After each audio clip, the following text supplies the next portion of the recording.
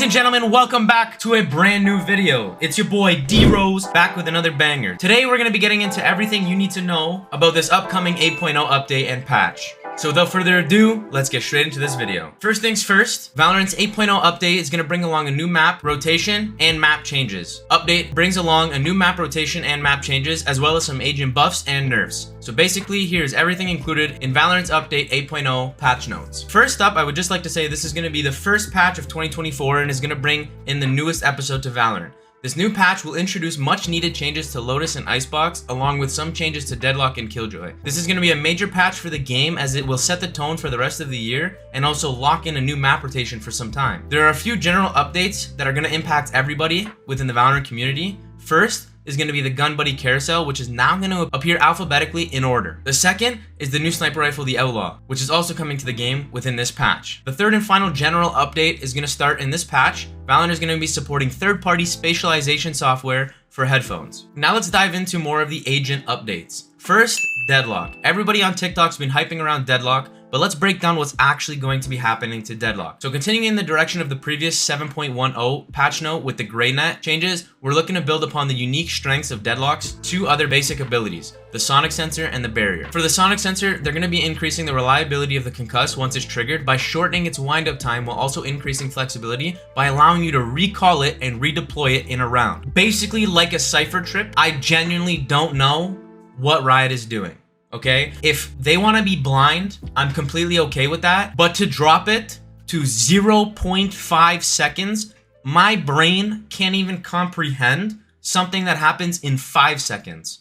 Now they want to drop a Hiroshima nuke on top of my head and expect me not to lose mental. Anyways, moving on. So the Sonic Sensor is now going to be recallable throughout the round. The Sonic Sensor's pickup distance is going to be increased from 12 meters to 27 meters, meaning it literally will cover 27 meters. You could literally stop an entire main site push with one sensor, let alone two. Next up, they're going to be decreasing the time for the enemies to destroy the Sonic Sensor, which is going to make sense because originally it was 0.65 seconds and now it's going to 0.5 seconds. Deadlock and any of the teammates on Deadlock's team now are now able to hear the Sonic Sensor's audio lightly when they're in an area of effect. Next up, for her barrier mesh, they increased the max length of the barrier walls to allow it to divide a much larger space than possible with comparable utility and make it more reliable at fully blocking chokes when deployed quickly. Basically what Riot is saying is, if I would like to push a site,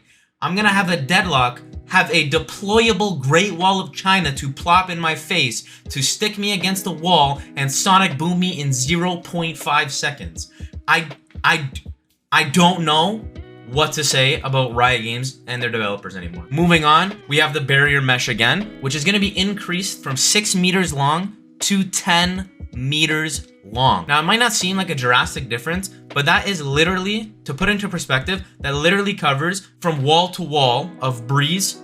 If you're trying to push A or B site, it covers wall to wall. All right, next up, we move to KJ. So the only real thing that is changing on KJ, which in my opinion is a nerf, is the amount of coverage on Killjoy's turret. So instead of it being able to do 180-degree span in order to find and locate enemies, it's now only going to be doing 100 degrees. They also added a little representation of the turret's vision cone on Killjoy's minimap when she is placing the turret. They also added a little bit of a VFX and updated the turret's animation to communicate the turret's new vision radius. Next up, we're gonna move on to the map updates. Now moving on to Icebox. Icebox, as we all love and knew so much, is now being added finally back into the rotation. It is back, and with a few changes to shake up mid. Their goal with these changes are to add value and impact the mid for either team controlling it and simply pathing towards B site, either going through orange, under tube, or green container, to make the fights more predictable. In the attacker-sided spawn, a storage container has been added on the left side to block the line sight from attacker spawn to B2. Basically, they want to nerf people from doing wallbangs. What?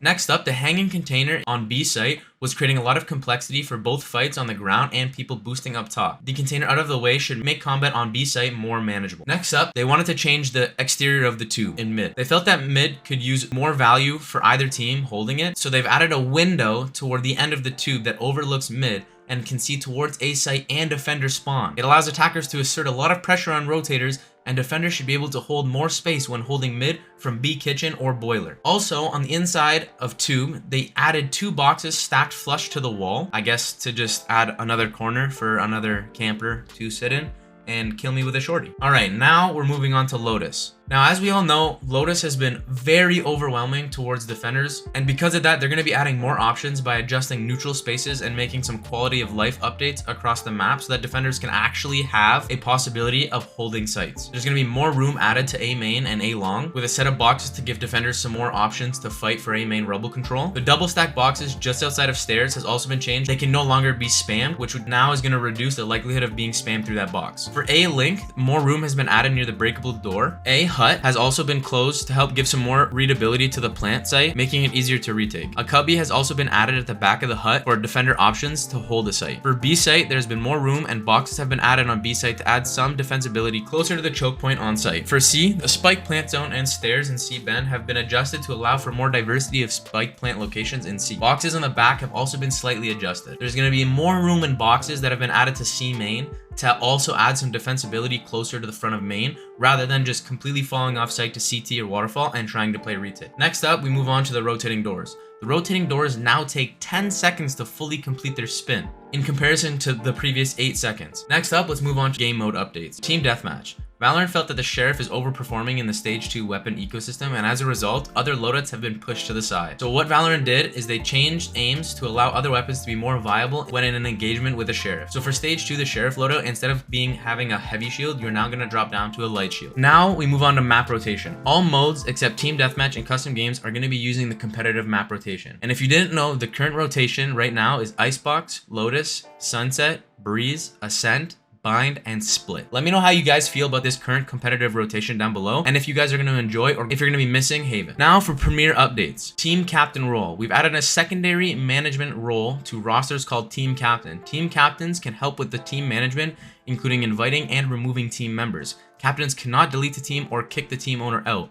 Only team owners can promote and demote a team captain. For the standings, you can now view the standings in other divisions, and for previous stages of Premier using the drop-down menus at the top left of the standings tab. For the divisions itself, you can now see which division you are seeded into before you even play your first match. For playoff qualification, the threshold to qualify for the stage is back to the standard of 675 Premier score, which I think in the past used to be 600 or 650. And without further ado, guys, that is everything you guys need to know in order to keep up to date on what to expect in Valorant's 8.0 patch update. I hope you guys have a great day, and make sure if you guys like this video, drop a comment down below, hit that like button, smash the subscribe button, and I'll catch you guys in the very next video. Deuces.